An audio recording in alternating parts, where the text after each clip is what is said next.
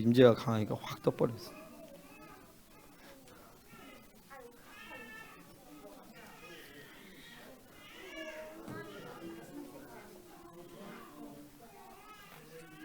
우리 임재가 가면 이게 딱 뜨게 돼 있어. 뜨게. 계속 집사님 싸우세요. 우리 같이 써요. 예수의 피, 예수의 피. 천군 천사들아 봉쇄 차단하라. 예수 이름 봉쇄 차단. 잠잠할지어. 기름 부으소서. 더 기름 부으소서. 더 기름 부어 주시옵소서. 잠잠하라. 예수 이름으로 잠잠하라. 잠잠하라. 예수 이름으로 봉쇄 차단. 잠잠하라. 봉쇄 차단. 네. 히브리서 2장 10절부터 18절 우리 함께 교도하겠습니다. 그러므로 만물이 그를 위하고 또한 그로 말미암은 이가 많은 아들들을 이끌어 영광에 들어가게 하시니 이래 그들의 구원의 창시자들을 고난을 통하여 온전하게 하심이 합당하도다.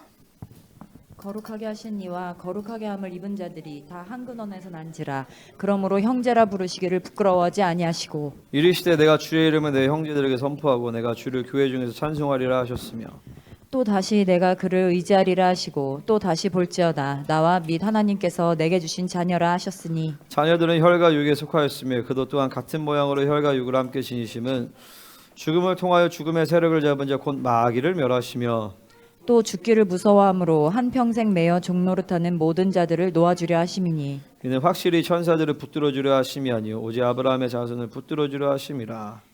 그러므로 그가 범사의 형제들과 같이 되심이 마땅하도다. 이는 하나님의 일에 자비하고 신실한 대제사장이 되어 백성의 죄를 속량하려 하심이라. 같이요.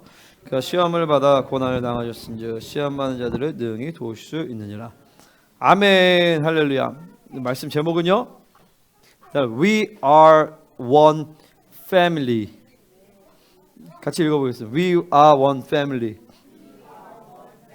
이번 총회의 주제였는데 또 이거 총회뿐만 아니라 사실 우리 공동체 전체에게 생명사 공동체 전체 그리고 우리 KC 공동체 전체에게 주시는 하나님의 말씀인 것이죠. 우리는 하나님의 한 가족입니다. 아멘. 옆 사람께 인사하겠습니다. 우리는 한 가족입니다. 진짜 가족 혈육의 가족들끼리는 뭐 별로 아닌 사람들 다 가족들 다 가족들.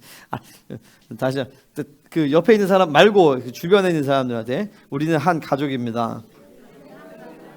아멘 아멘 아멘 아멘. 뭐 그렇습니다. 자 이제 말씀을 바로 볼게요. 오늘은 설교가 짧을 것 같아요. 그러니까 누가 아멘이랬어? 히브리서 말씀 전체는 히브리서의 별명은 제5복음서라는 별명이 있어요. 뭐냐면 사복음서에 나와 있지 않은 예수 그리스도의 그 죽으시고 부활하신 이후의 그 행보에 대해서 유일하게 기록한 것이 바로 히브리서 말씀이에요. 히브리서 7, 8, 9장이 히브리서 전체의 핵심인데 여기서 소위 이제 하늘 성소의 사역에 대해서 히브리서가 얘기를 해줍니다. 예수님이 죽으시고 음부에 내려가셨는데 그 다음 부활하시고 그 다음 뭐 하셨을까? 요한복음에 잠깐 보면 마리아에게 나타나서 마리아야 내가 아직 내 아버지께로 올라가지 않았다 라고 하면 나를 붙잡지 말라 이런다면 그러면 그러고 나서 아버지께 올라간 다음에 무엇을 하셨을까? 이걸 보여준 게 바로 히브리서 말씀이란 말이죠. 그래서 히브리서는 굉장히 기독론에 있어서 중요한 한 축을 지금 말해주고 있어요. 특별히 마가복음의 기독론과 히브리서의 기독론이 굉장히 중요한데 이 히브리서의 기독론이 없으면 마가복음의 기독론이 빛을 발하지 못해요. 그러니까 이 히브리서의 기독론은 굉장히 중요하다. 그 중에서도 이 1장, 2장은 특별히 예수 그리스도가 누구신지에 대해서 보여주고 있어요. 1장은 예수 그리스도의 신성에 대해서, 2장은 인성에 대해서 보여줍니다. 그러니까 특별히 이제 오늘 본문 말씀은 예수 그리스도의 인성에 대한 부분에 대해서 얘기를 하면서 그분이 인간으로 오셨다. 그리고 인간으로 오셨기 때문에 우리를 신의 성품에 참여시킬 수 있다라는 거예요. 그러니까 우리가 그분은 신이셨잖아요. 신이시지만 신의 모든 능력과 존귀와 모든 권세를 내려놓으시고 완벽한 인간으로 사륵스로 오셨단 말이죠. 그래서 인간으로 사시고 하나님의 아들로 인정이 되신 거예요. 그러니까 그분이 하나님의 아들인데 왜 굳이 하나님의 아들로 인정될 필요가 있었을까? 그것은 바로 우리 때문에 그래요. 우리 때문에. 우리의 죄를 속량하고 우리의 모델이 되어주시고, 아멘. 그리고 우리의 승리를 그분이 이루심으로 말미암아 우리에게 승리를 주시기 위해서 그분이 인간이 되셨다라는 것이죠. 그러니까 이 그리스도의 신성과 인성에 대한 측면이 굉장히 중요해요. 근데 그 시작은 어디냐? 인간 예수로부터 시작이 되는 거예요. 인간 예수로 시작해서 신이신 예수로 끝나는데, 인간 예수를 만나지 아니하면 신이신 예수를 만날 수가 없어요. 그러니까 신이신 예수를 만난다는 건 뭐냐면은 우리가 그분의 신의 성품에 참여하게 된다는 거예요. 그러니까 내가 가만히 보면서 이게 거룩에 대한 거, 의인됨, 그리고 예수 그리스도의 보혈, 이런 것이 그러니까 뭐죠? 오늘 히브리서 2장 11절의 핵심인데, 거룩하게 하시는 이와 거룩하게 함을 입은 자들 한 근원에서 그러므로 형제라 부르기를 부끄러워하지 아니한다, 이렇게 얘기하시잖아요. 그죠? 근데 내가 이것을 인간이 그러니까 인간 예수님이 인간이 되어서 우리와 동일한 모든 것들을 우리가 경험하시고, 그래서 모든 것을 공감하시고, 내가 여기까지만 생각을 했던 것 같아요. 그게 중요한 게 아니라 그분이 우리를 형제라 부르고는 시점은 인간이실 때 부르셨을까요? 아니면 신으로서 하나님의 아들됨을 다시 한번 인정받은 다음에 우리를 형제라고 부르셨을까요?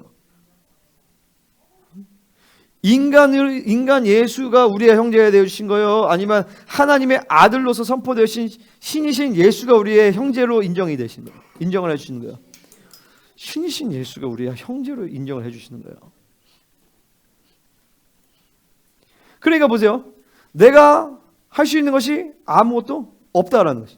그러니까 내가 할 수 있는 것이 아무것도 없고, 그냥 그분의 신성과 내가 하나님의 아들됨의 존귀, 후사됨, 그리고 심지어 신적 존재에 대한 것들을 그냥 그분이 은혜로 거저주시는 거죠.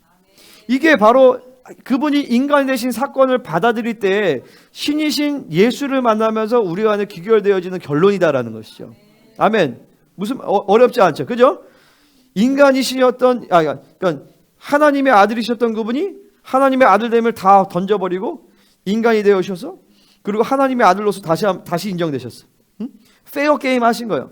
그러고 나서 그분이 우리에게 형제라고 하는 것은 이때 당시 때의 인간으로서가 아니라 하나님의 아들됨을 선포하시고 그 하나님의 아들됨의 존재와 그 모든 것들을 우리에게 거저 주셨다라는 것이죠. 이게 오늘 본문 말씀의 핵심인 것이죠. 아멘. 그러니까 그 하나님의 아들의 칭호를 우리는 부여를 받았어요. 그죠? 예수의 이름을 받았단 말이죠. 그리스도인 하나님의 아들, 하나님의 후사됨의 권세, 하나님 칭호를 받았음에도 불구하고 그 영광이 드러나지 않는 것은 바로 그분이 철저히 인간 되심을 믿지 못하기 때문이다. 그분이 어떻게 인간으로서 사셨는지 이것을 받아들이지 못하니까 하나님의 아들됨의 영광과 존귀와 권세가 나타나지 않는 것이에요. 그러면 그분의 아들됨의 그분 인간 되심을 받아들이는 건 뭘 얘기하는가? 바로 그분이 쌀스를 입고 철저하게 심한 통곡과 눈물로 기도와 간구를 올리면서 자기를 죽이시고 온전케 되어서 순종을 배웠듯이 우리도 마찬가지로 날마다 자기를 죽이고 하나님 앞에 다시 한번 서면서 부활의 권능을 알고 그리스도를 알고 고난의 참여를 받을 때 그 신성의 능력, 하나님의 아들의 권세가 우리 안에 나타나게 된다는 것이죠. 아멘입니까? 그러니까 이 모든 것은 다 그분이 인간이시라는 사실에서 기인되는 것입니다. 그 보혈을 받아들일 때 우리는 하나님의 의를 확증을 받고, 하나님의 의를 확증받은과 동시에 하나님을 만나게 되어지고, 하나님을 만나게 된다는 것은 그분과 하나가 된다는 것이, 그분과 하나가 되어지면서 그분께 대한 경외함이 있는 것이죠. 할렐루야. 그래서 히브리서 2장의 초점은 바로 주님과 한 형제가 되었다라는 것입니다. 여기서 11절에서 보면 헤노스, 그러니까 거룩하게 한 자와 거룩하게 함을 입은 자들이 한 근원에서 났다라는 정확한 표현은 뭐냐면 X, out of, 하나로부터 나왔다라는 거죠. 그걸 이제 의역을 해서 한 근원으로부터 나왔다 이렇게 나는 거죠. 쉽게 얘기해서 출처가 동일하다는 거예요. 예수님과 우리가 출처가 동일하기 때문에 그분과 동질이다라는 것이죠. 종류가 같다라는 것이에요. 그분은 자존적인 신이시고 우리는 의존적인 신이 되니까 하나님의 아들의 권세와 칭호와 그 존귀를 우리가 그냥 거저 받았다라는 것이에요. 그러면 우리가 뭘 알아야 되냐면 그분과 형제가 되었다라는 것을 우리가 말하기 전에는 뭘 전제하냐면 거룩의 문제를 먼저 해결을 해야 되는 거예요. 자 보세요. 여기 우리 세진사님이 있는데 우리 세진사님이 바퀴벌레와 하나다 라고 얘기할 수 있어요, 없어요? 없죠. 왜냐면 바퀴벌레가 사람이 되든지 세진사님이 바퀴벌레가 되든지 그렇게 돼야 하나가 될 수 있잖아요, 그죠? 바퀴벌레 사람은 하나가 될 수 없어요. 마찬가지로 하나님과 우리도 마찬가지, 예수님과 우리도 그분과 하나가 되기 위해서는 그분과 형제가 되었다. 그분과 형제가 되었다. 그분과 하나가 되었다. 동질이다라는 것이잖아요. 그분과 하나 되기 위해서는 뭘 해결해야 되냐면 바퀴벌레 같은 우리의 인생을 해결해 주셔야 되는 거예요. 그러니까 필연적으로 거룩을 부여주시는 것이죠. 그러니까 그분과 하나가 되었다라는 것은 뭘 전제하냐? 바로 그분이 우리에게 거룩을 주셨다라는 것이죠. 근데 그 거룩이라는 것은 하나님께만 부여되는 속성이다라는 것이죠.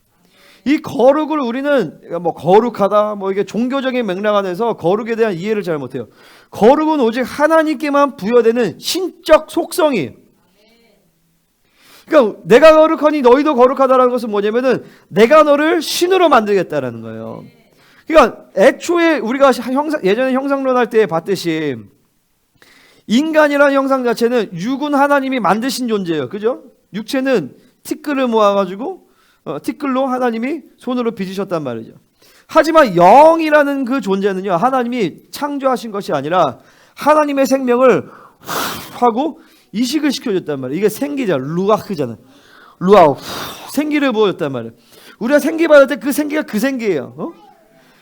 그 하나님의 생명, 하나님의 영, 그 존귀를 우리는 애초에 받아요. 그러니까 애초에 영이라는 존재 자체가 우리 인간의 이 형상, 하나님의 형상이 인간의 영 자체가 뭐냐면 신적인 속성을 가지고 있다는 것이.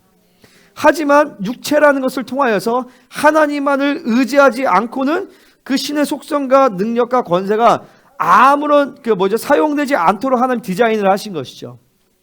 그러니까 우리는 이 육체라는 것은 피조물이에요. 하지만 우리의 영은 하나님의 생명을 이식받은 하나님의 자녀란 말이에요. 자녀.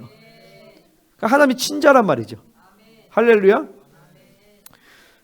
근데 이 거룩이라는 것이 그러니까 우리에게 부여하는 것은 나로 하여금 하나님의 신적. 그러니까 생각을 해보세요. 내가 그런 거예요.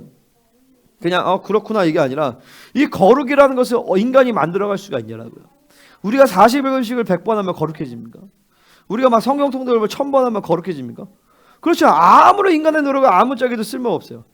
그러니까 하나님의 거룩을 직면할 때 자연스럽게 나타나는 인간들의 어떤 현상은 뭐냐면은 절망이에요. 절망. 오호라 나는 망하게 되었구나. 나는 망하게 되었구나. 화로다 나요. 화로다 나요. 이사야 같이. 이사야가 얼마나 거룩했어요? 하지만 하나님의 영광을 목도하니까 자신의 죄악됨과 부정함이 드러나니까 하나님 앞에 절규할 수밖에 없단 말이죠. 저도 마찬가지예요. 집회들 가운데. 내가 하나님의 말씀의 표준과 막 거룩이 들어오는데 내가 아무짝에도 쓸모없고 아무런 가치도 없는 내가 정말 하나님의 종으로서 아무런 자격조차도 없구나 라는 것이 거룩의 빛 가운데 쫙 다가오는 거예요. 그때 사실은 그때 그 순간에 진짜 거룩이 오는 거예요. 내게 소망이 아무것도 없는 그 시점에서 내 자기 의와 자기 자랑과 내가 할 수 있는 것이 아무것도 없는 그 시점, 그것이 보여지는 그때 하나님이 내가 거룩하니 너희도 거룩하다라고 말씀하시는. 그러니까 내가 할 수 있는 것이 거룩에 대해서 내가 할 수 있는 것이 아무것도 없어요.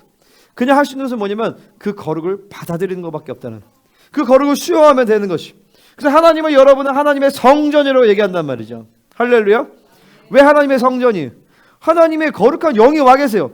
그러면 내가 뭘 잘해서 뭐가 잘나서 뭐가 대단해서 하나님이 나를 성전 삼으시냐는 없어요. 그냥 거룩을 하나님 그냥 주신 거예요. 은혜로 그냥 거저 주신 거란 말이죠. 그 우리가 할 것은 뭐냐면 그 거룩을 그냥 믿음으로 받아들이는 것뿐이에요. 오늘 이 시간에 여러분 그 거룩을 믿음으로 그냥 받아들이시기를 바랍니다. 내가 거룩하니 너희도 거룩하다. 하나 둘 셋. 됐다. 내가 거룩하니 너희도 거룩하다. 그러니까 이 거룩이라는 것은 그런 것 같아요. 이번에 집회 때도 목사님이 그런 얘기했는데 거룩은 이해가 불가능하다는, 생각을 해서 뭔가가 이해가, 그러니까 본인이 36년 동안 계속 매일 하나님 앞에 거룩 앞에 서면서 했는데 지금도 거룩은 오리무중이다라는 거예요. 거룩은 이해할 수가 없다는 거예요. 그러니까 뭐 측량할 수가 없어. 그 하나님의 거룩하신 그분 존재. 여러분 보세요. 스랍들도 그 스랍이 불때라고 하는데 날개 여섯을 갖고 발을 가리고 눈을 가리고 두 날개를 날면서 영원 그 하나님의 크로노스의 시간, 이 6천년의 인류의 역사 시간 전부터 있었던 존재들이잖아요. 계속 영원토록 그 천사들은 하나님이 거룩하다 만군의 여호와 그렇게 할 때 그분이 그렇게 거룩하신 분이에요. 근데 그 거룩하신 하나님이 우리 보고 조용히 좀 해봐 얘들아, 은지야, 요셉아, 그 거룩하신 분이 나보고 내가 거룩한 것처럼 너도 거룩하다라고 얘기하시는 거예요. 이게 이해가 되냐고요. 이게 받아들여지 이게 어떤 인간의 노력을 만들어줄 수 있냐라는 거예요. 그러니까 교회라는 것이 본질적으로 하나님의 이 교회라는 것은 성도 한 사람 한 사람을 예수 그리스도의 장성할 분량에 이르어서 거룩의 완성에 이르게 하는 것인데 이게 어떻게 목회를 잘해서 그게 되냐라는 거예요. 그 포기죠, 포기. 내가 오늘도 기도하면서 하나님, 나는 아무것도 할 수가 없습니다.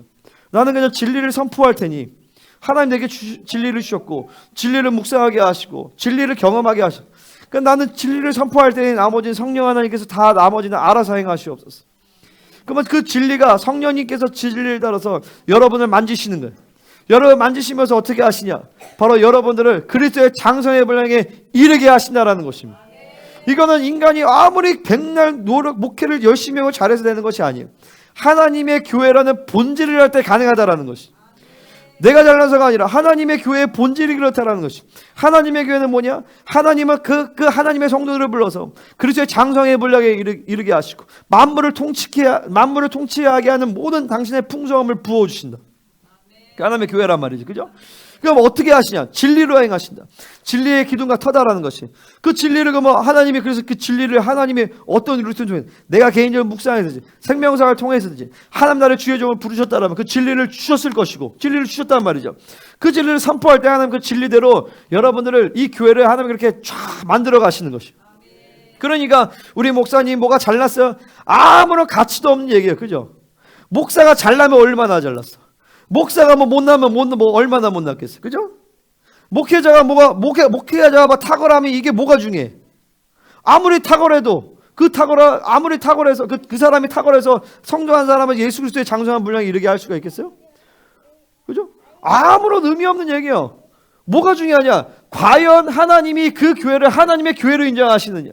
하나님이 그 목회자를 하나님의 종으로 인정하느냐? 그렇다면 그 종에게 하나님의 그 진리를 주실 것이고 그 진리를 통하여서 모든 하나님 나라의 풍성함을 풀어나게 하실 것이고 그걸 통해서 성도 한 사람 한 사람은 예수 그리스도의 장성의 분량에 이르게 하신다라는 것입니다. 아멘이시죠? 우리 교회 뭐가 좋아요? 우리 교회 학교가 좋았는데 학교가 여기는 별로니까 다른 학교로 갈게요. 그게 뭐야 그게 도대체? 그게 뭐냐라는 거예요. 우리 학교가 별로일 수 있어요? 어떤 기준에서 보면 중요한 건 이거야. 하나님이 세우신 교회인가? 하나님이 인도하시는 것인가? 보세요. 그러면 하나님이 그걸 책임지십니다. 그러니까 우리는 너무나도 많은 게 바벨론적 가치관, 바벨론적 기준 가운데서 하나님의 나라가 어떻게 돌아가는지를 잘 모르고 있다는 것이. 할렐루야. 아멘, 아멘, 아멘. 그러니까 내가 새롭게 온 게 뭐냐면은 보혈을 믿음으로 받아들이고 의롭다 하심을 확증을 받을 때 내가 의인됨의 확증이 온단 말이죠. 그죠? 그럼 하나님의 보좌 앞에 나가시는 자격을 얻어요. 근데 그와 동시에 그것은 내가 보혈을 입고 의를 받는 것은 동시에 내가 예수와 하나 되었음을 의미하는 것이에요. 그 완전하신 그 거룩하신 그분이 나에게 그 거룩을 부여하셨다는 것을 의미하는 것이에요. 우리는 그분이 부여하신 거룩의 가치도 뭔지를 모르는 거예요. 그분이 부여하신 거룩이 뭔가. 그러니까 거룩에 목숨 걸지 않고 다른 거에 목숨 걸고 살아가는 것이죠. 거룩하신 하나님이신 그 부여하신 그 거룩에 대해서 그것이 가장 중요하고 가장 소중하고 그 거룩을 지켜나가고 계속 매일매일 그 거룩을 받아들이면서 하는 것이 우리의 본분인데 계속 돈이 없으면 힘들고 사람이 뭐가 그러면 힘들고 환경과 문제가 영껏 그러면 우리가 막 낙심되어지고 그게 사실은 거룩에 목숨 걸지 않기 때문에 일어나는 현상들인 거예요. 우리 안에서. 그거를 먼저 우리가 인정을 해야 돼요. 아, 내가 거룩에 목숨 걸지 않는구나. 다시 말해서 하나님께 목숨 걸지 않는구나. 다시 말해서 하나님이 나의 전부가 되시지 않구나. 그러면 내 안에서 다른 욕구가 자꾸 하나님을 내 욕구를 위한 자꾸 도구가 돼버리는 결과가 일어나게 되는 것이죠. 할렐루야. 아멘. 말씀 무거워요. 아, 나 되게 졸려요. 여기서 자는데 그래도 내가 여기서 자는 거 좀 한가지긴 한 것 같아요. 아, 근데 내가 바빠요. 그래서 어제도 한 2시쯤 자가지고, 근데 한 2시쯤에 누웠는데 잠이 안 오더라고요. 좀 있다가 갑자기 문이 열리는 거야. 그래서 귀신 역사인가? 알고 봤더니 목사님이었어요. 새벽 한 3시쯤 2시 몇 시에 나오셨어요? 2시? 그러니까 2시에 그래가지고 가만히, 그래서 나는 귀신인가? 근데 예수 이름 따라갈지어다 막 이렇게 그러고 있었는데 뭐 이렇게 귀신 같은 느낌은 안 돼. 근데 이제 문이, 그래서 막 소리가 나. 그래서 아, 귀신인가? 왜냐면 내가 옛날에 우즈벡에 있을 때 귀신이 역사하면 막 소리가 엄청 났어요. 그래서 나는 귀신이, 그래도 나는 내가 쫄지 않거든요. 귀신인가? 근데 갑자기 찬양 소리가 들려. 아, 목사님이구나. 그렇지 않았죠. 기도하신. 어쨌든 이제 좀 졸린데 괜찮아요. 그래도 이제 예배가 중요하죠, 그죠? 오늘 예배 때 큰 은혜 받으시기를 바랍니다. 이미 은혜 많이 받았죠, 여러분, 그죠? 근데 이제 말씀 속에서 팍 하고 막 또 기도 이제 팍 하고, 그러고 나서 이제 셀 모임 없으니까 밥을 맛있게 먹고 노가리 까다가 그냥 집에 가시길 바랍니다. 같이 자, 열사님 축복하겠습니다. 당신은 주님의 형제입니다. 아멘. 그러니까 우리가 형제가 되는 거예요. 그러니까 왜 교회에는 형제자매라고 하는가? 나도 그게 이해가 안 됐어요. 그냥 뭐 형제자매라고 하는 것보다. 근데 예수님과 형제가 되기 때문에, 이 예수님과 형제다라고 하는 것은 뭐냐면은, 이 하찮은 그냥 악인의 상태가 아니에요. 바퀴벌레 같은 우리의 인생이 아니라, 바퀴벌레 같은 우리의 인생이었지만, 생각해 보세요. 여러분, 우리가 예수 그리스도로부터 은혜를 받지 아니하면 인생이 바퀴벌레보다 못합니다. 여러분, 바퀴벌레가 인생에게 피해를 주죠. 우리에게, 사람에게, 그죠? 하지만 바퀴벌레가 우리를 지옥에 가게 하진 않아요. 근데 우리가 이 악인의 상태는, 나는 끊임없이 악을 저지르는 상태예요. 끊임없이 다른 사람을 죽이고 있는 상태란 말이죠. 그러니까 어떻게 보면 바퀴벌레보다 못한 거예요. 예수 그리스도의 생명이 없으면. 근데 그 바퀴벌레 같은 인생을 해결하시고 거룩을 부여하셔서 주님과 한 형제가 된 거예요. 그리고 우리가 서로 형제님 할 때는 그것을 전제한단 말이죠. 그러니까 우리가 서로 형제 자매의 관계가 얼마나, 이게 뭐라 하죠? 얼마나 귀한 관계이며 두려운 관계예요. 내가 이 사람을 형제라고 부를 때 단순히 그냥 교회 안에 호칭이 형제가 아니라, 주님께서 어마어마한 대가를 지불해서 너를 하나님의 아들로, 하나님의 후손으로 만들어 놓으셨다. 그 관계성을 우리가 함께 한다는 것이. 그러면 그 관계성에서 이 사람의 거룩을 놓쳐버릴 때, 거룩을 상실할 때, 필연적으로 우리는 서로에 대한 거룩의 책임을 간다는 것이. 이 사람이 망가지고, 이 사람이 죄악 가운데 있고, 그런 데서 방치하는 게 아니라 중보해주고 권면해주고, 때로는 필요하면 책망도 해주는 것이요. 그죠? 왜냐면 거룩의 관계이기 때문에. 그리고 거룩의 관계라기 때문에 우리는 영원토록 함께 볼 사이다라는 것이죠. 아멘. 이 공동체에서 가신 분들은 거기서도 우리가 함께 만날 것이요. 잠깐 헤어지는 것 뿐이에요. 중요한 건 이거죠. 내가 지금 그 거룩 앞에 서 있는가? 계속 나는 그 거룩을 받아들이고 있는가? 이것이 우리가 이 오늘 말씀을 통해서 우리에게 주시는 가장 핵심적인 말씀입니다.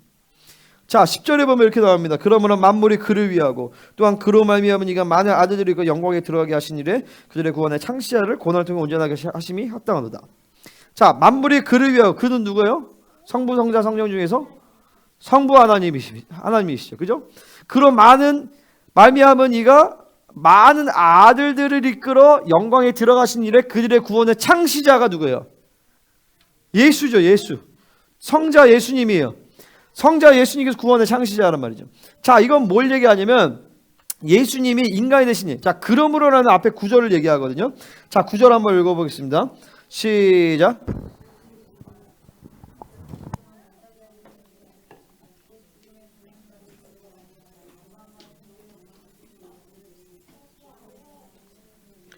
아멘. 모든 사람을 죽음을 맛보려 하심이라. 아멘. 자, 그 예수님께서 하나님의 아들이시고 완전한 신성을 가지고 계신 하나님이신데 그분께서 천사들보다 잠시 못하게 하심을 입었다라는 거예요. 자신이 만든 피조물보다 더 낮은 단계의 사람의 모습으로 사륵스를 입고 오셨다라는 거죠. 그죠? 그러니까 이 사륵스를 입고 있는 인간은 필연적으로 죽음을 통과해야 돼요. 그러니까 그 하나님의 아들이심에도 불구하고 사륵스를 입고, 그러니까 이게 사륵스가 원죄교리가 죄성과 죄책을 합쳐놨잖아요. 그러니까 사륵스는 아담의 죄의 결과인데 그 사륵스를 가진 것 자체가 죄책을 갖고 있다라고 하면 구원론이 다 깨져버리는 거예요. 그죠? 이해가 되시죠? 그 사륵스를 가지고 계셨기 때문에 그분은 필연적으로 죽으셨어야 했어요. 하지만 죽으셨는데 인간으로서 한 번도 죄를 짓지 아니하시고 온전케 되셔서 죽으셨지만 사망의 권세가 그를 붙들지 못하시고 성령의 능력으로 말미암아 하나님의 아들로 선포되셨단 말이죠. 인정되신 거예요. 할렐루야. 그래서 그분은 구원의 창시자가 되신 거예요. 근데 어떻게 구원의 창시가 되시냐? 바로 고난을 통하여서 온전하게 되셨다. 아멘. 이 고난은 우리의 삶의 문제와 환경과 이런 고난만을 얘기하는 것이 아니라 이 고난은 근본적으로 사륵스를 죽여가는 그 죽음의 고난이 고난인 것이, 내 육체를 죽이고 옛사람을 죽이고 계속적으로 성령으로 말미암아 자기를 부인하고 마지막 겟세마네 동산에서조차도 아버지여 하실 수 있거든 이 잔을 내게서 옮기시옵소서. 하지만 내 뜻대로 마시고 아버지 뜻대로 하시옵소서. 그렇게 그분은 또 자기를 죽이시는 거예요. 죽음의 고난을 통과하신 것이죠. 그러면서 순종함을 배워서 온전케 되어주심으로 말미암아 우리를 위한 온전함의 씨가 되어주시고 구원의 씨가 되어주셔서 그 모든 구원의 창시가 되어서 그분만을 바라보고 그분만을 받아들인 자에게 동일한 그 거룩과 온전함을 받아들이게 하셨다라는 거예요. 이 과정에서 우리의 노력이 하나도 필요하지 않다라는 것이, 우리가 할 것은 뭐냐면 그분이 일하신 것을 그냥 믿음으로 받아들이면 되는 것이에요. 아멘. 자, 그러니까 11절 읽겠습니다. 시작.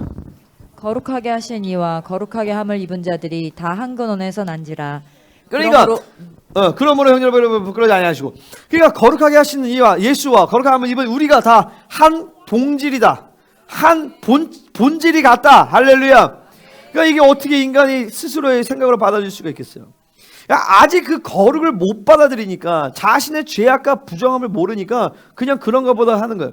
하지만 그분의 거룩 앞에 섰을 때, 나의 부정함이 보여질 때, 이 말은 엄청난 얘기예요. 어떻게 나 같은 그 바퀴벌레 같은 인생을 어떻게 그 거룩하시고 영원 전부터 완벽한 거룩 가운데 있었던 그분의 거룩을 어떻게 나에게 주실까? 그 스스로조차도 너무 거룩한 하나님의 얼굴을 못 보는데, 그죠? 그러니까 여러분 이걸 한번 우리가 뭐라죠? 뭐 상상도 안 돼. 그냥 믿음으로 받아요. 그렇구나. 그러면서 계속 우리의 신앙생활의 여정은 뭐냐? 그분이 부여하신 이 거룩의 존귀, 그 깊이, 그 감당할 수 없는 그 분량을 계속적으로 묵상하면서 받아들이는 것밖에 없는 것이. 천년왕국에 가서도, 새하늘과 새 땅에서도 우리는 계속적으로 그 측량할 수 없는 그 거룩하심을 계속적으로 받아들일 것이. 근데 하물며 이 땅에서 우리가 거룩으로 나아가지 않는다, 성장하지 않는다, 말도 안 되는 거죠. 그럼 왜 그러느냐? 이 하나님의 거룩을 받아들이지 않고 있다는 것이. 계속 그분이 아니라 다른 것을 향하고 있다는 것이. 내 문제, 내 상황, 내 환경, 혹은 세상, 혹은 사람, 돈, 그 모든 것들을 바라보면서 그분의 거룩하심 앞에 서지 않으니까 성장이 안 일어나지는 거예요. 여러분 잘 보세요. 우리 교회에 어떤 분들은 10몇 년 있을 수도 있고 5년, 7년 오버겠지만 과연 나는 계속 이 거룩을 받아들이면서 나는 성장하고 있는 것인가? 나는 정말 하나님이 부여하신 이 존귀를 계속 받아들이고 하나님 나의 아들됨, 후사됨, 성전됨을 받아들이고 계속 그것이 내 안에서 나타나고 있는가? 그렇지 않다면 회개해야 되겠죠. 그죠? 할렐루야. 그분은 우리를 형제라고 부르기를 부끄러워하지 않으세요. 수치스럽게 여기지 아니하신다는 거예요. 그분께서. 우리 같으면 수치스러울 텐데, 그죠? 바퀴벌레 같은 인생. 여전히 자기밖에 모르고, 이기적이고, 이런 자기 안에 뿌리 깊은 이기심들을 한번 보아야 돼요. 바벨론의 뿌리, 소유욕, 안정욕, 명예건세, 성취욕, 우상욕, 이런 것들이 내 안에서 나의 인격을 형성하고 이 인격의 그릇을 만들고 있구나. 이것이 보여져야 돼요. 그러면 이 바빌론의 이 뿌리와 바빌론의 이 그릇은 여러분이 어떤 말씀을 들어도 이 그릇 안에서 이 말씀을 받아버려요. 진리를 받는데 자기 중심으로 받아버려요. A를 얘기하는데 C라고 얘기해버려요. 왜냐면 이 바빌론의 이 이기심의 이 그릇들이 보이지 않기 때문에 그래요. 그 심지어 영성하는 것도 자기 유익 때문에 그래요. 심지어 하나님께 헌신하는 것도 자기 유익이야. 심지어 예배드리는 것도 자기 유익 때문에 그래요. 모든 게 자기 유익 때문에. 그러니까 이것 때문에 보여야 된단 말이에요. 보여야 된다는 거예요. 어떻게 보여지겠어요? 그분의 거룩을 계속 받아들이는 수밖에 없어요. 계속 그분 앞에 서고 그분의 거룩을 받아들이면서 내 안에 이기심, 성취욕, 명예욕, 내 안에 막 그 절망, 불신앙, 음란 이런 것들이 막 보여지면서 결국에 내가 다시 하나님의 근데 이런 자를 나를 거룩하다고 하시는구나. 그 보혈밖에 없구나. 예수의 피밖에. 내 의가 하나도 없구나. 할렐루야. 내가 기도 뭐 한다고, 내가 뭐 헌신한다고 하나님 앞에 자랑하는 것이 하나도 없구나. 오로지 그분의 긍휼과 자비밖에 없구나. 할렐루야. 자, 여기 보세요. 12절 한번 읽어보겠습니다. 시작. 이르시되 내가 주의 이름을 내 형제들에게 선포하고 내가 주를 교회 중에서 찬송하리라 하셨습니다. 자, 이 말씀은 시편 22편 22절의 인용이에요. 시편 22편은 예수 그리스도의 십자가의 사건을 이제 다윗이 먼저 영의 세계에서 보고 그 다음에 그 십자가의 고난의 사건들을 이제 예언을 한 것이죠. 막 그러면서 내 생명을 칼에서 건지시며 내 유일한 것을 개의 세력에서 구하소서, 나를 사자의 입에서 구하소서, 막 이렇게 나와요.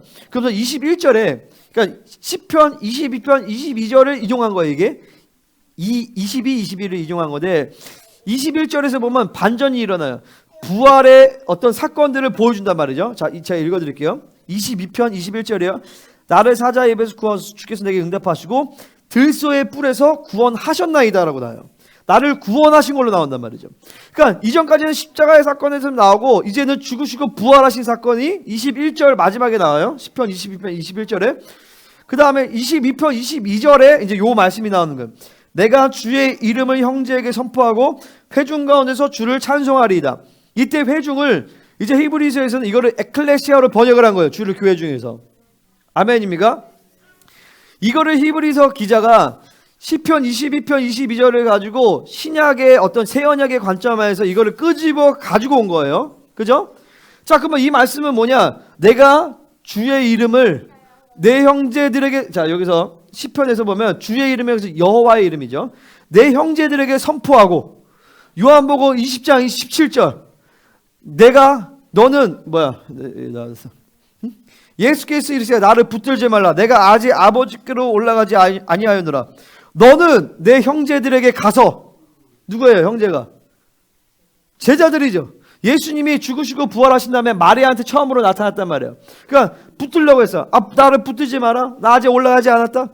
그리고 내 형제들에게 가서, 그죠?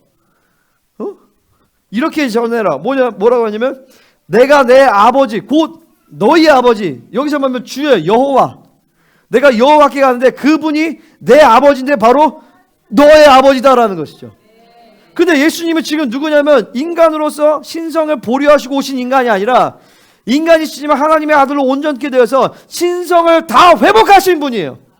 그분께서 지금 얘기하는 거예요. 김진호, 너 내 형제다. 김재진, 너 내 형제다. 내 자매다. 이렇게 얘기한단 말이죠. 그것을 받아들일 때 그분과 형제 간의 관계, 그분과 내가 하나가 되었다는 것이 받아들여지는 것이에요. 그러면 내가 주를 교회 중에서 찬송하리라. 이렇게 말씀하신단 말이에요. 이제 그걸 얘기하는 거야. 그죠? 응? 자, 그러니까 우리가 그분과 형제된 거예요. 그러니까 초대교회는 사도행전 9장 17절에서 보면 사도 바울이 이제 다메섹의 성도들을 핍박하러 갔다가 그다음 뒤집어지잖아요. 그러니까 눈이 안 보였잖아요. 그거 막 며칠 동안 이제 아나니아가 그 동네에 이제 아나니아라는 제자가 있었는데 하나님이 그러신 거야. 아나니아야, 사울이 여기 있다. 가가지고 안수해서 그의 눈을 뜨게 하고 그렇게 하라 이렇게 얘기한다. 그러니까 아니 그 양반 우리 박해하던 인간인데요. 그랬더니 아니야. 그러면서 쭉 그가 얼마나 나를 위해 핍박받고 막 이렇게 쭉 얘기해요. 그랬더니 아나니아가 형제를 사울에게 딱 갑니다. 그래서 하자마자 하는 얘기가 뭐냐면 형제 사울아. 형제 사울아. 이게 뭐냐면 너도 그 예수 그리스도로 말미암아 예수의 형제가 되었구나. 그렇기 때문에 너가 바로 직전에는 교회를 핍박하고 죽이려고 우리 형제들 죽이려고 했지만 이제 너와 나는 한 형제다라는 거지. 이게 초대교회, 초대교회.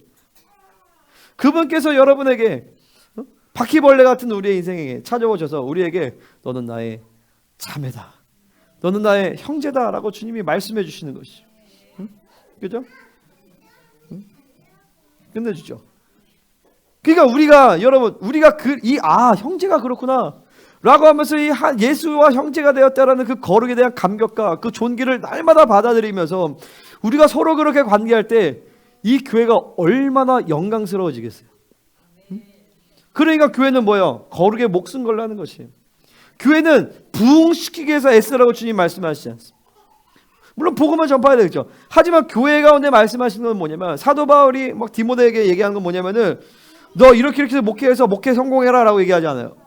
뭐냐면 거룩하라는 것이, 진리의 기둥과 터다라는 것이, 경건의 훈련에 힘쓰라라는 것이, 거기에 뭐냐 바로 거룩에 목숨 걸라는 것이. 우리가 거룩에 목숨 걸면 하나님은 나머지는 그냥, 왜냐면 교회라는 본질 자체가 하나님의 통치가 아니잖아요. 뭔가를 만들어서 그것을 내가 뭔가 덧붙이는 게 아니라 교회라는 본질이 무엇이냐를 들춰내면 되는 것이, 성도라는 본질이 무엇이냐를 들춰내면 된단 말이죠.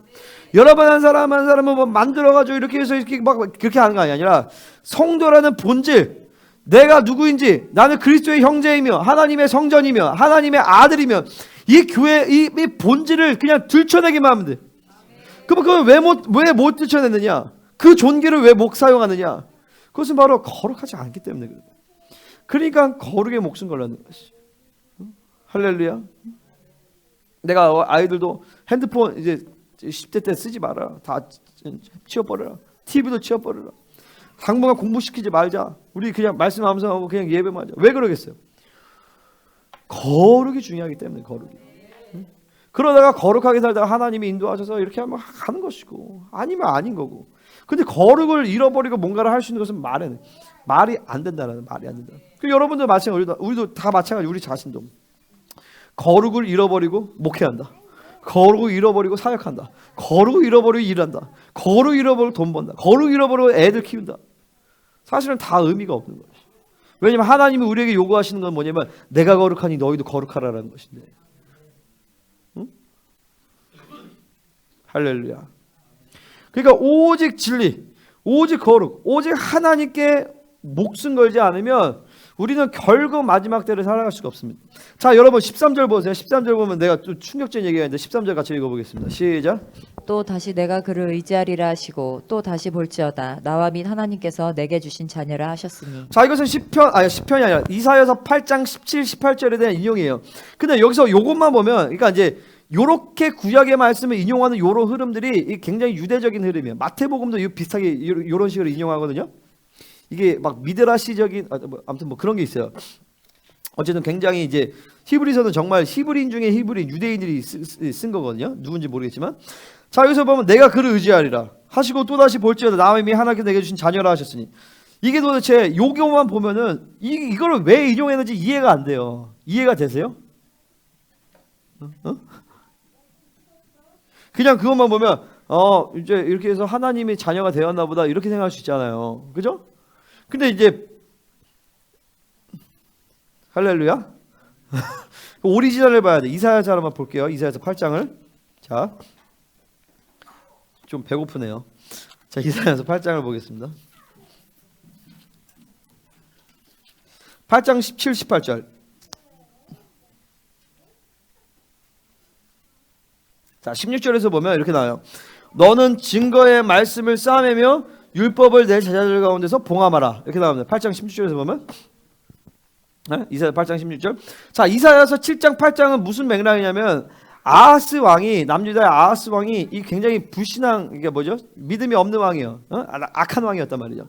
근데 이제 아람 군대와 북이스라엘 연합해서 이스라엘을 치러 오는데, 그러니까 남유다를 치러 오는데 하나님이 걱정하지 말라 그랬어요.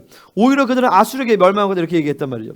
근데 이 아하스 왕이 믿지를 못하고 오히려 뭐예요?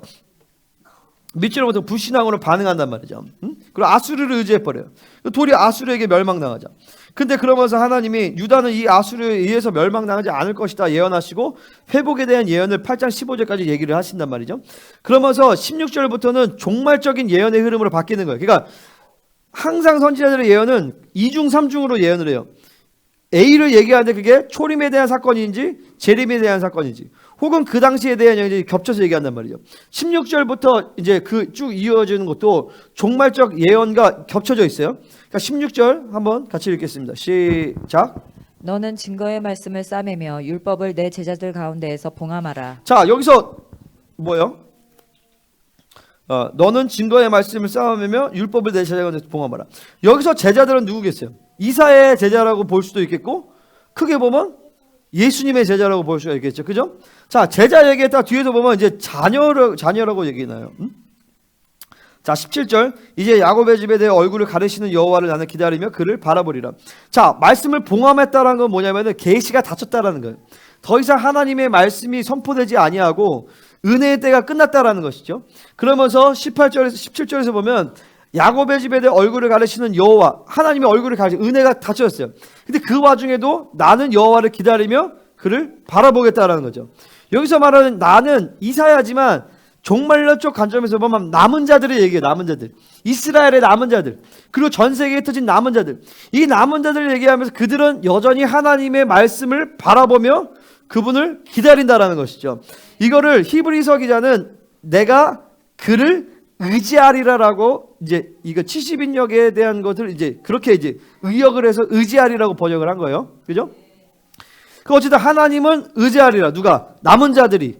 그러면서 18절에서 보면 보라 나와 및 여호와께서 내게 주신 자녀들이, 이 자녀들이 아까 말해선 제자들이죠. 그죠? 제자들이면서 자녀들이에요. 그러니까 예수 그리스도의 제자들이면서 하나님의 자녀들인 것이죠. 아멘.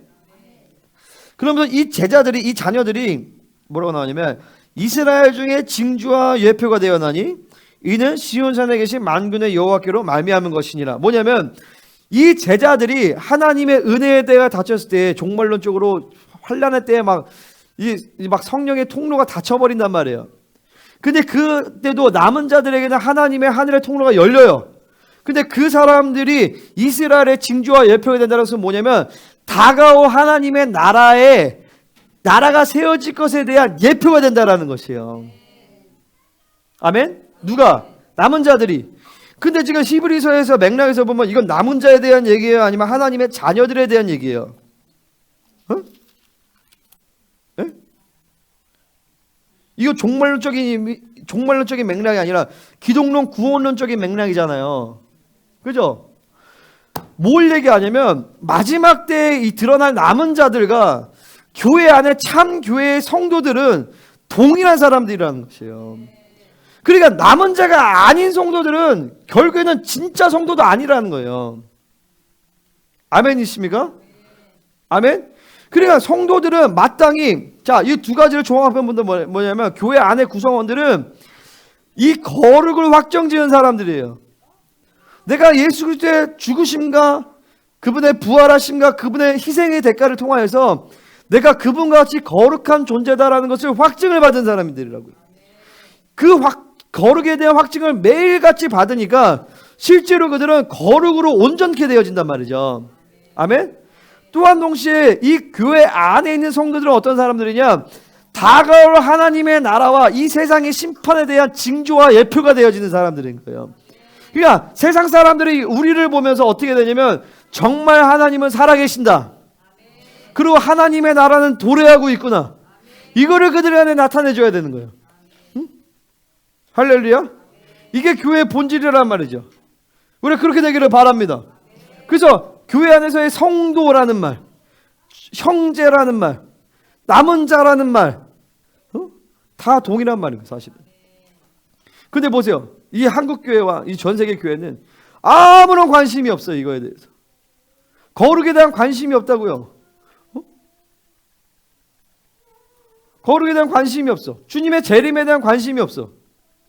진리의 선포에 대한 관심이 없어. 어떻게 하면 성도들이 안 나오고 성도들을 많이 끌어모을까? 그것만 생각. 사역을 불릴까만 생각한단 말이죠. 안 그런 교회도 많겠지만, 할렐루야. 그러니까 교회 안에 진리가 있다는 것이 얼마나 감사한 일인지 몰라요. 우리 교회를 하나 그렇게 세우시고 생명사역을 세우시고 우리 함께 연합되어서 마지막 때, 그리고 우리뿐만 아니라 전 세계 생명사역 교회가 다 있어. 내가 이번에 레이몬드 목사님, 말레이시아 대표인데 목사님한테 I wanna go your place 이렇게 얘기했어요. 내가 목사님네 동네 가보고 싶다. 거기 사바 지역인데 좋대요. 응? 그랬더니 anytime you can call me. 언제든지 전화해라. 그러면 내가 딱 하겠다. 응? 그러니까 어디든 가든 남미가 됐든 우리가 이 하나님이 이 공동체를 세우셔서 전 세계 공동체 세워서 여기서 집회하면 전 세계에서 중보하고 또 아프리카 집회하면 우리가 같이 또 중보해주고, 이게 얼마나 감사해요. 그러니까 삼겹줄은 끊어지지 않는데, 그죠? 이게 막 몇 겹줄이 돼버리니까, 내가 이제 열방교회 우리 그 생명사역교회 전문 그 중보팀이 있어요. 담당 전문팀이. 그러면 그러는 거야. 중보 제목을 요청하는 교회들이 많이 없대. 그러니까 우리 교회랑 저기 참아람역의 이기훈 목사 거기서 주로 많이 한다는 거야. 그러면 계속 얘기하면 우리한테 기도를 몰빵해 주는 거예요. 응? 아멘? 그러니까 이게 막 서로 막 하나가 되니까 절대 이 시대는요, 목회자 한 사람의 탁월함과 뛰어남으로 절대 이 시대를 돌파할 수가 없습니다. 그러니까 우리는 연합해야 돼. 근데 하물며 성도 개개인이 교회 안에 지체됨을 이루지 않고 여러분이 개개인의 삶의 현장에서 믿음으로 싸워서 돌파한다? 택도 없어. 택도 없습니다. 옆 사람이 얘기했어요. 택도 없다고. 응? 응? 택도 없어. 택도 없어. 응? 그러니까 뭐냐면 계속 막 서로 지체됨을 이루고 함께 중보하고 막 싸우고 막 이렇게 해야 되는 것이에요. 아멘입니까? 할렐루야. 자, 그래서 자 어디까지 했죠? 13절까지 했죠. 그죠? 자, 14절부터는 또 다른 이제 대지가 바뀌어요. 자, 10절부터 13절까지는 그 거룩한 형제가 됨으로 말미암아 우리를 많은 영광, 이 얘기 안 했다. 자, 영광으로 이끌었다는 거죠. 이 영광은 뭘 얘기하는 거죠? 지성소를 얘기하는 것이죠. 그죠? 여러분, 우리가 하나님의 임재 앞에 어떻게 들어가요? 이 거룩을 해결하지 않고 어떻게 지성소로 들어가냐고요. 지성소라는 말과 은혜의 보좌라는 말은 동일한 말이에요. 그죠? 할렐루야. 하나님이 지성소로, 예수님이 지성소로 들어갔어요. 그게 은혜의 보좌였어요. 거기에 책들이 있었단 말이에요. 거기에 우리의 모든 죄의 파해를 그분의 피로 다 씻었단 말이죠. 그러나서 우리 보고 형제라고 불렀기 때문에 그 피를 의지하여서 그 거룩을 받고 그 보좌 앞으로 담대히 나아갈 수가 있는 것이에요. 여러분, 오늘 이 시간에 이것이 믿어지면 즉각 오늘 하나님의 보좌 앞으로 담대히 나아가게 됩니다. 할렐루야. 많은 아들들을, 많은 휘오스들을, 많은 후사들을, 그죠? 주님의 지성소로 데리고 가실 수 있다는 13절부터 이 10절부터 13절까지는 이 주님의 우리의 형제 되심, 우리의 형님 되심, 이것에 대해서 얘기해 주는 거예요. 14절부터 16절은 주님의 왕적 측면을 얘기해 줘요. 왕적 측면. 그분이 인간이 되어 주심으로 말미암아 우리가 어떤 일을 행하셨는가. 자, 14절 가시겠습니다. 자. 할렐루야. 아, 주여.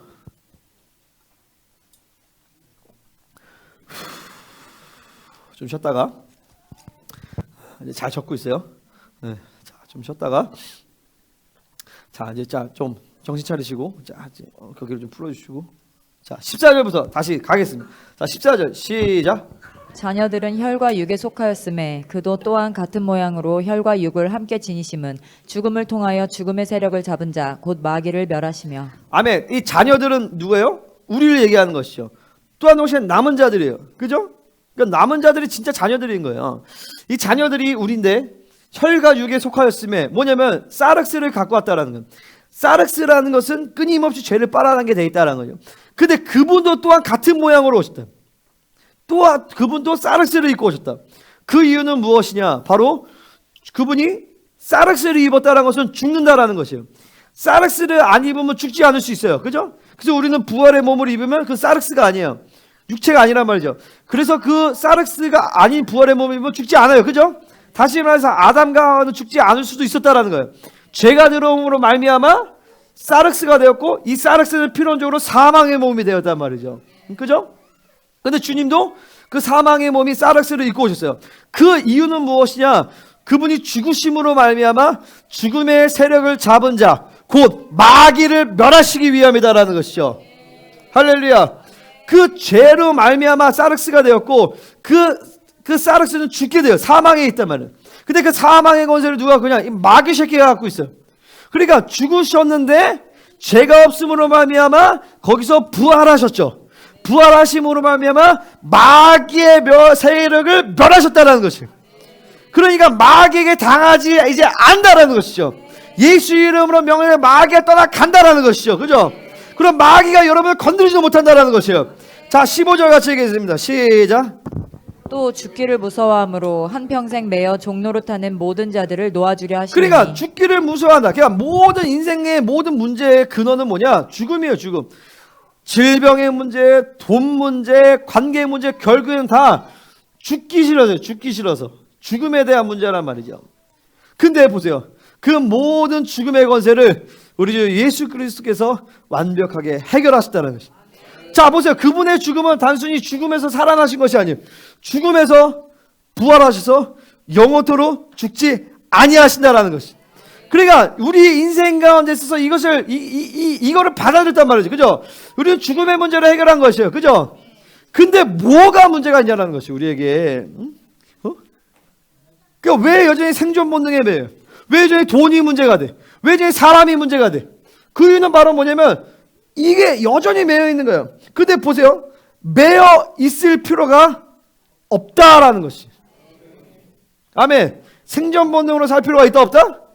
없다라는 것이에요. 그러니까 돈 걱정할 필요가 있어요 없어요? 없는 거죠.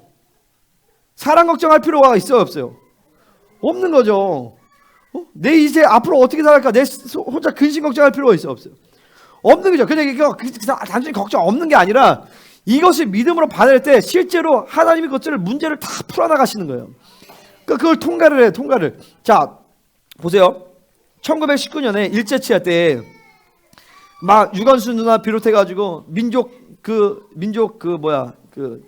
리더들 33인인가 모여가지고 만세운동을 일으키자. 그때 3.1절에 대한독립 만세했어요. 그때 어떻게 됐어요? 작살이 났죠. 다 잡혀가고 끌려고 죽고. 그때 우리 유관순 누나도 잡혀가가지고 죽고. 너 왜 그렇게 했냐? 하나님이 나한테 시켜서 그랬단 말이었는데. 근데 그러고 나서 왜냐면 그렇게 얘기할 수 있는 권세가 없었어요. 그냥 허상이었단 말이에요. 그냥 선포였어요. 선포. 믿음에서 아무런 능력도 없고 권세가 없어요. 선포. 그것이 영향이 있었는지 없는지 모르겠지만, 근데 그러고 나서 1945년도 8월 15일에 일본 천황이 항복을 하죠. 그죠? 히로시마 원자폭탄, 히로시마랑 또 뭐지? 어쨌든 원자폭탄 떨어지고 나서 일본이 항복합니다. 일본이 항복을 하면서 이제 그 다음에 조선인들이 나와가지고 대한독립 만세 했어요. 그때 어떻게 돼? 일본 사람이 다 도망갔단 말이죠. 아멘. 왜? 그 권세가 회복이 되었기 때문에 그래요. 그러니까 여러분들이 죽음의 세력, 생존 본능, 이 육체의 피, 나와 관계없다 선포할 때 그 선포는 대한독립 만세 3.1절의 선포가 아니라 1945년의 선포인 것을 믿으시기를 바랍니다. 실제로 어떤 것도 여러분 얽매일 수 없대요. 그러니까 자꾸 왜 그런 것도 믿지 못하고 믿음을 살지 못하냐는 거예요. 하나님이 다 해결하셨는데 여전히 돈 때문에 전전긍긍하고 뭐 문제야 뭐 그런 것 때문에 그럴 필요가 없는데 다 해방을 시켰는데 주님이 빚을 다 갚았는데 비행기를 탔습니다. 기내식이 나옵니다. 저는 안 먹겠습니다. 이것에 지불을 안 했기 때문에 그랬습니다. 쫄쫄 굶었어요. 그러고 나서 알고 보니 다 지불된 거를 주님이 다 지불을 했는데 주님이 다 청산을 했는데 여전히 거지같이 저거 먹고 싶은데 돈이 없어서 못 먹네. 계속 이렇게 살아가고 있는 것이. 그러니까 종로를 타는 거예요. 종로를 타는 거죠. 종로를. 아멘. 이것이 여러분에게 찔림이 아니라 그렇구나. 믿음의 감격으로 오시기를 바랍니다. 믿음의 감격과 능력과 권세로 오기를 바랍니다. 아멘. 진짜예요. 하나님이 책임지신다면 하나님 책임지세요. 하나님은 보세요. 생각해 보세요. 우리 아버지가 부자인데 내 새끼가 우리 아버지가 부자란 말이죠. 근데 내 새끼가 맨날 핍절되고 거지같이 살면서 그렇게 살기를 하나님 원하시겠냐고요. 그럼 하나님의 의도는 뭐겠어요? 믿음을 구하시는 믿음을. 정말 믿는가? 그래서 하나님이 한두 번씩 시험을 준단 말이죠. 그 시험을 통과하면 돼. 그죠? 지금 근본적으로 하나님이 나의 아버지가 되시고, 그러니까 뭐냐, 그것도 사실 거룩을 받아들이면서 시작하는 거예요. 거룩을 받아들이고 내가 그분의 아들이 되고 후사가 되고, 그러면은 그렇잖아요. 뭐 하나님이 교회를 책임지신다. 나 이것을 믿어요. 그럼 그렇지 않은 환경과 상황이 올 수도 있단 말이지, 그죠? 그럴 때마다 믿음으로 버티는 거야. 그러다 한 번 통과하면 하나님 것이 나한테 시험할 필요가 있어요, 없어요? 하나님은 스크루지 영감이 아닙니다. 어? 하나님은 놀부가 아니에요. 때로는 그렇게 느끼시는 분도 있을 수 있어요. 하나님은 놀부 같은 영감탱이 같은 느낌이다. 어? 그분은 그런 분이 아니에요. 그분은 선하신 아버지세요. 근데 그분은 모든 것을 믿음으로 하기를 원하셔. 왜냐하면 내 힘과 우리 애구나. 순간 넷째인가 싶어가지고 뻘따가 우리 애기. 우리 강예건은 또 영광으로 들어가셨구나. 주님의 영광으로 들어가셨어. 많은 아들들을 영광으로 이끌어. 할렐루야. 강력한 믿음의 돌파를 축원합니다. 이는 확실히 천사들을 붙들어주려 하심이 아니요 16절 오직 아브라함의 자손을 붙들어주려 하심이라. 이건 뭐냐면 갈라디아서 3장에 대한 인용이에요. 창세기 22장이죠. 창세기 22장에서 내가 네 씨로 말미암아 대제의 성물을 취한다고 했어요. 그때 갈라디아서 3장에서 사도 바울이 이것을 가지고 와서 이 씨는 예수를 얘기한다. 그러면서 이 아브라함의 자손, 육적 자손을 얘기하는 것이 아니라 믿음의 자손을 얘기한다. 그 믿음의 자손들은 지금 한국 사람이든 일본 사람이든 상관없이 예수 그리스도를 믿음으로 하면 이 복음을 받아들인 자들이 아브라함의 자손인 것이고, 그 아브라함의 자손은 아브라함과 함께 복을 받느니라. 그 복은 뭐냐? 이스라엘 땅을 받는다는 것이 아니라 그 복은 영원한 하나님의 나라를 기업으로 받는다라는 것입니다. 아멘입니까? 여러분, 아브라함을 보세요. 이삭을 보세요. 죄를 지어도 복을 받아. 왼수 같은 놈들은 죄를 지어도 복을 받아. 그죠? 부모를, 자기 와이프를 팔아먹었는데, 자기 살려면, 그래도 또 복을 받아. 그죠? 그리고 또, 그걸 또 두 번이나 해. 두 번이나 하고 엘리멜렉의 그 집에 가지고, 아비멜렉의 그 과정을 통해서 하나님은 오히려 사라에게 믿음을 주셔. 그래서 아브라함의 기도를 말미암아 아비멜렉의 집에 그 여자들의 태문이 열려지는 걸 보면서 사라가 믿음을 갖는단 말이죠. 뭐냐면 하나님의 백성, 언약 백성은 뒤로 넘어져도 잘 된다라는 것이에요. 이게 기복신앙적으로 잘 된다는 거 아니라 언약 백성은 하나님이 끝까지 책임지신다라는 거죠. 때로는 그것이 고난처럼 보여도, 때로는 환난처럼 보여도, 때로는 내가 넘어진 것처럼 보여도, 때로는 인간의 보기에, 세상 보기에 저주 같아 보여도 하나님은 섭력하여서 선을 이루신다라는 것이, 그 선은 무엇이냐? 바로 내가 너를 거룩하고 흠이 없게 만드신다라는 것입니다. 아멘이죠. 그러니까 모든 상황 가운데서 하나님의 선하심이 계속 받아들여지는 거예요. 주의 선하심 내게 달려오신, 이렇게 나오잖아요. 그죠? 주의 선하심과 인자하심이 내 평생에 나를 따르리이다. 내가 도망을 가도 주의 선하심과 인자하심, 헤세드가, 주의 아합과 그분의 사랑하심과 주의 선하심, 그 토브 선하심과 주의 인자하심, 헤세드가 계속 나를 따라온다니까요. 근데 중요한 건 뭐냐면 믿지 않는 자들에게는 그것을 따라와도 그걸 경험을 못해. 믿지 않으면 그것을 따라다니는데도 그 선하심과 인자하심을 인지를 못한다. 할렐루야. 그러니까 믿음으로 살아야 되겠죠. 그죠? 아멘. 믿음으로 살아야 돼. 오직 주님으로만 살아야 돼. 거룩의 목숨을 해야 돼. 그럼 주님의 선하심이 계속 나를 따라옵니다. 할렐루야. 그러니까 아브라함의 자손, 우리가 그 아브라함의 자손인 거예요. 후사. 하나님의 나라의 기업으로 후사. 아멘. 그러니까 이제 뭐 치사하게 세상에 세상에 주는 명예, 세상에 주는 돈 이런 거 갖고 우리의 이 존귀를 팔아먹을 수는 없다라는 것이. 마지막으로 17, 18절. 자, 이거 17, 18절에서 이제 주님이 15, 16절에서는 그분이 해방자로 오셨어요. 왕인 거죠, 왕. 17, 18절은 뭐예요? 그분이 대제사장으로 우리를 또 만나주시네. 17절 같이 읽겠습니다. 시작. 그러므로 그가 범사의 형제들과 같이 되심이 마땅하도다. 이는 하나님의 일에 자비하고 신실한 대제사장이 되어 백성의 죄를 속량하려 하심이라. 아멘. 범사의 형제들과 같이 되셨다. 뭐냐? 아까도 말한 것처럼 인간이 되셨다. 인간으로서 우리의 모든 고난과 인간사의 모든 것들을 그분은 다 경험하셨다는. 근데 그 이유 중에 하나는 뭐냐면 바로 그분이 우리의 이 자비하다는 건 뭐야? 그분은 생명, 우리를 채울하셨다는 거죠. 아신다는 거, 공감하신다. 내 슬픔, 어떤 절망, 고통, 모든 어려움들을 그분은 다 경험하시고 그것에서 생명을 주기를 원하신다. 아멘. 신실하다는 건 뭐냐면 그분은 변함이 없다는 거, 믿을만하다는 것이죠. 영원전부터 영원까지 지금부터 우리가 늘 어떤 상황과 관계없이 그분은 늘 신실하게 그분께서 우리를 천거하시는 대제사장의 직무를 그분은 감당하신다는 거죠. 자, 히브리서 5장 5절에서 보면 이렇게 나와요. 그분은 하나님의 아들이요, 왕이란 말이죠. 왕, 로얄 선이에요. 로얄 선. 그분이란 왕이란 건 뭐냐면 만물을 통치하시는 주권과 권세가 그분께 있어요. 근데 그것만을 가지고는 우리를 하나님 앞에 나아가기 못해요. 그래서 두 번째로 그분은 뭐냐면 로얄 프리스트. 그분은 멜기세덱의 반차를 다루는 신실한 대제사장이 됐단 말이죠. 영원한 대제사장이에요. 그러니까 히브리서 7장 25절의 말씀처럼 그분은 주님의 아버지의 보좌 앞에서 계속 우리를 천거해 주시는 분이에요. 중보해 주신단 말이죠. 내가 뭔가 죄를 짓고 회개할 때 그분이 내 손을 붙잡고 가셔서 아버지, 얘 내 동생입니다. 내가 얘를 위해서 모든 죄의 대가를 다 지불하였습니다. 그러면서 그분 앞에서 갈 때 그분이 천거하실 때 백전백승 다 오케이? 맞다. 네 말이 옳도다. 하면서 그 모든 죄악을 씻어주시는 것이. 할렐루야. 아멘. 이런 예수 그리스도를 주신 하나님께 영광의 목소리. 그러니까 모든 온 인류 가운데서 우주 만물 가운데서 이 왕이면서 대제사장의 직무를 동시에 받은 분은 오직 예수밖에 없다는 것입니다. 그러니까 우리는 오직 예수님께 목숨 걸어야 되는 거예요. 근데 중요한 건 뭐냐면 베드로전서에 보면 바로 우리도 왕 같은 제사장이다라고 얘기합니다. 교회는 분봉왕입니다. 하지만 또한 동시에 교회는 예수 그리스도의 보혈의 권세를 가지고 있어요.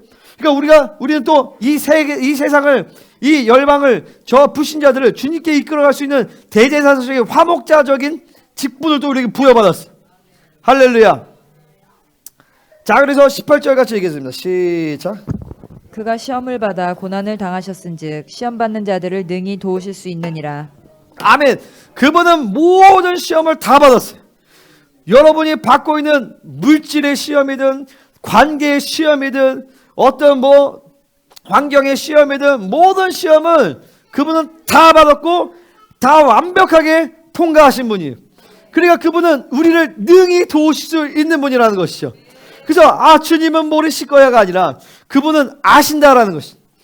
그러니까 우리는 기도할 때 하나님 아시지요라고 막 기도하면 주님 아시지요. 따라요. 주님 아시지요. 주님 아시지요. 내 마음 아시지요. 내 환경 아시지요. 얼만큼 내가 주의 뭔 소리야? 재난 문자? 무슨 재난이 왔어요? 건조하다고? 참 대단한 재난이다. 가습기 키면 되는데 그걸 저 코로나에 젖어가지고 맞들려가지고 재난 문제.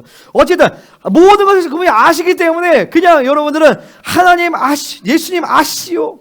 이것만 하면 그분이 위로해 주시는. 그분의 위로는 실질적이에요. 실질적으로 그 환경을, 그 시험을 통과할 수 있는 모든 지혜와 능력과 권세와 모든 것을 다 부어주신 것을 믿으시기를 바랍니다. 할렐루야. 이렇게 영광의 박수 올려드리겠습니다. 기도하겠습니다.